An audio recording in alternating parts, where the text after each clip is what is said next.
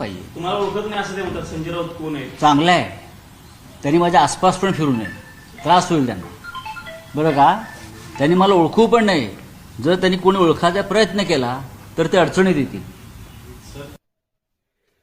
नमस्कार, मी मनाली.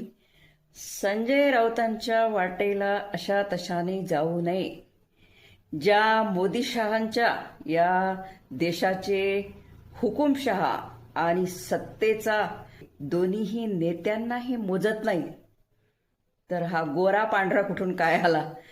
म्हणूनच संजय राऊत म्हणतात की माझ्या आसपास सुद्धा फटकू नको. माझ्या आसपास जर फटकला तर काही खरं नाही. म्हणूनच म्हणतात 100 दाऊद एक संजय राऊत.